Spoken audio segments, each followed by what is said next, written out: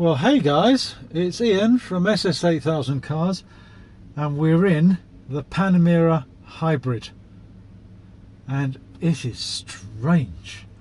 Can't quite get used to the experience of driving without an engine being engaged. So you can set it up, as you can see over here. You set it up exactly the way you want it, and I think maybe I have to switch it off. It doesn't like being left in one mode, the electric mode, for any real length of time. So now if I go there, it should come up with, so I go into e-power, and then in theory it should let me go. There's absolutely no noise here at all. It's just completely silent. Extraordinary. It's definitely going to take a little getting used to this.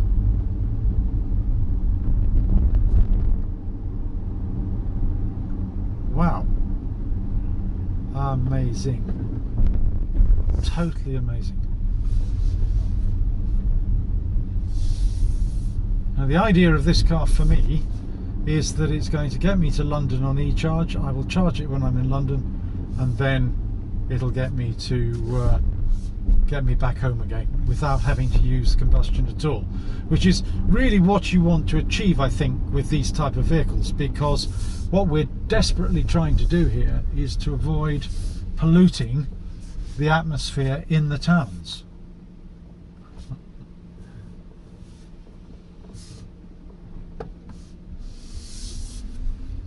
But obviously the other consequence of it is it's just totally silent. So I don't think anything completely prepares you for just how quiet this is.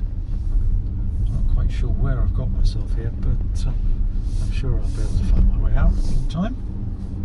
And we'll have a good look outside the car a little bit later, but I just thoroughly enjoy this. This is great fun. I think it might be wise to go all the way round here and then go back the way we came. That's the cunning plan. Although it does look a little bit easier the other way, but let's go this way. Wow! And then you've got a screen where you might have the sat nav in place, which shows you precisely what your range is. Shows you how much of the power you're using at any one time. So underneath in the center of the rev counter, what it's showing me is when I'm charging and then when I'm using e-power. And you seem to use quite a lot of e-power fairly quickly. But obviously when you're stationary, you're not using any at all.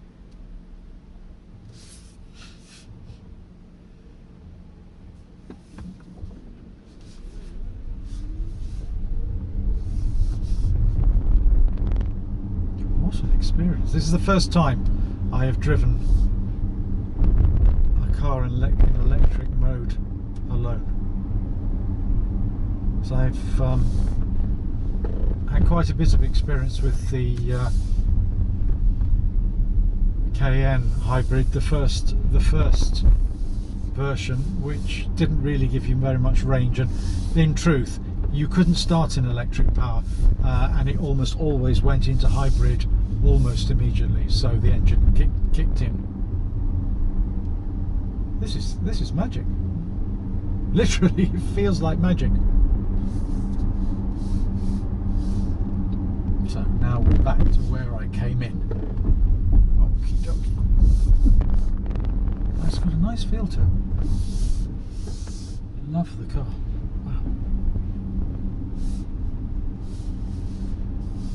I love the way that we're just not using the engine at all here. Now over here you've got e-power, hybrid. Under hybrid, basically the engine will decide, or the system management will decide where you need to be. So it'll use e-power where it can, but where it feels it needs to. So for example, if you're pushing the accelerator hard, it'll bring on the engine as well. And then you have individual, which apparently means you can set it all up So I've got it in its lowest spring setting, which immediately means you're in sport as far as the chassis is concerned. But when the engine comes on, I'll be in normal, I think. I've not actually had it with the engine on yet, so you'll experience that at the same time as I do. Wow. I really do like this, definitely broad. And it's the same as those of you that saw my video on the 4S is concerned. It's really everything about the Panamera that you got with the 4S is exactly the same, in the sense that the quality and the fixtures and the way the car is put together is just extraordinary. And I love the dash. It's really, if ever there was a car that was me, I think this may well be it for everyday use. Go to the south of it, forget the south of France, go to the south of Italy in it. It's just an extraordinary machine.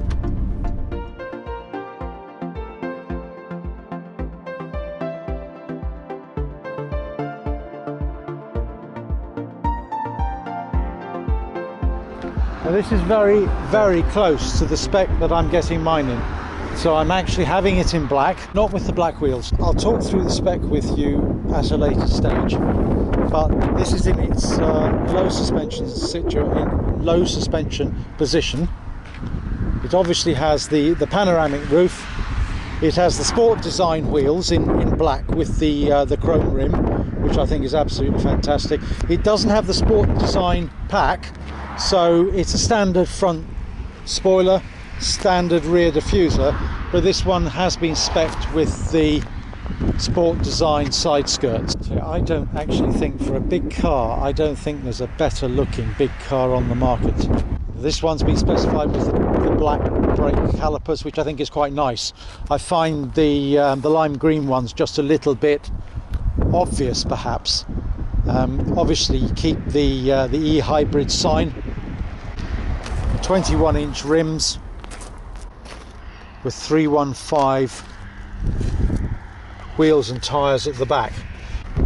This one's got the LED front lights, and there's no question at all this car is absolutely, completely and utterly brand new. And then inside it's pretty much standard Panamera fare, which I think is probably as good as it gets in terms of the way the car is actually set up for spirited driving.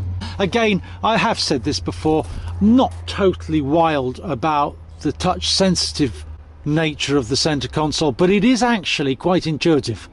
This one has the Burmeister sound system, which is the top one, and I'll be getting the Bose myself, the huge great central screen. Somebody pointed out to me that perhaps not quite as big as the Mercedes S-Class, but I think it's very close. It may well be slightly wider, maybe not quite so deep. It's just a very, very well specified car.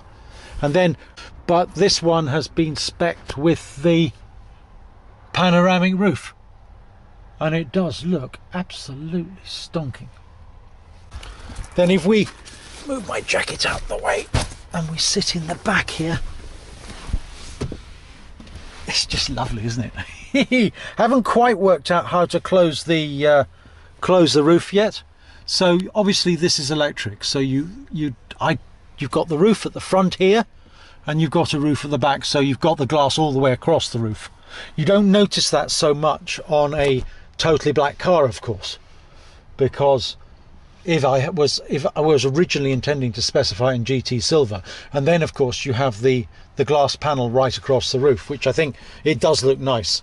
Now this one has the 4-side air conditioning system, so you can actually specify the temperature not just for the 2 occupants in the front but also for the rear. I think it's called 4-zone air conditioning, but what it does do is it gives you a management information pack at the back of the car as well, and I'm definitely going for this, because I think that looks rather nice. Otherwise it's just a cubby hole, which of course is useful, but you have other cubby holes in the back, and there's pockets in the in the doors, and the seats have little areas that you can pull out and put things in as well. So yeah, all in all, really cool car, and I can't tell you how much I'm going to enjoy this. This one I think comes as standard with the black piano wood. Very much a four-seater car. I mean, you can see that quite clearly here. But it's a great environment wherever you are, whether you're driving it, whether you're a passenger, or whether you're sitting in one of the rear seats. It feels, especially with the panoramic roof here, it makes it feel quite airy. I think especially when you specify a car with black leather inside, it's nice to have a bit of light coming in through the roof, because otherwise it can get a little bit claustrophobic if you're so inclined. And again, the steering wheel is a development of the 918 Spider steering wheel, which I think is lovely. Very, very similar to the one I had in the Macan, because unlike GT4, you've got to where there were absolutely no controls on the steering wheel, here you've got controls on the steering wheel as well, which, I mean, I think in this type of car is eminently sensible, because you can control a lot of what you want to be able to do without taking your hands off the steering wheel, which has got to be good. So if we come out, I love the way, I don't know whether you can see the way that the metallic sparkles.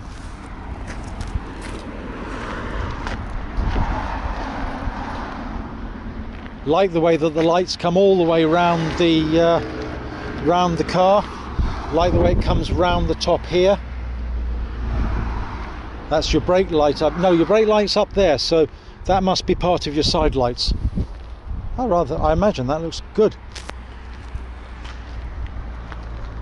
It's got the sports exhaust. This total power output of the car is 330 from the standard Panamera 4 engine, plus I think it's 130 in electric mode, so a total combination of 462 HP. Looks great with the 21-inch rims as well. Okay guys, well, we're going to get on our way again. Just wanted to give you a quick feel for the car. Hi guys, I've got it in hybrid now, so I've had the engine on for the first time, and it's mixing between the electric power and the combustion engine, and it's almost seamless. I mean, you can hear the engine cut in if you're giving it a bit of oomph, which is presumably why it cut in the first place. But outside that, it's just incredible. Absolutely incredible. And we're doing 70, and the car is near silent. I haven't quite worked out is, oh yes, I see. So basically you can either have it in hybrid mode on its own, or you can have it in combustion on its own, or you can have a combination of the two. So whilst I'm doing, I think, 70, it seems to be doing both hybrid and combustion, so I'm not utterly sure what that means, and that will definitely be something that we'll have to look into.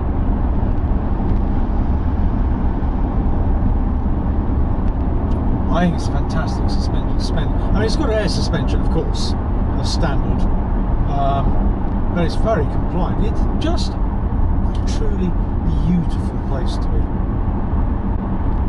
And very modern. It has everything that you could ever think of from a technical viewpoint. I'm really looking forward to trying out all the different modes. I think for today we'll sort of have a combination of hybrid and E-mode.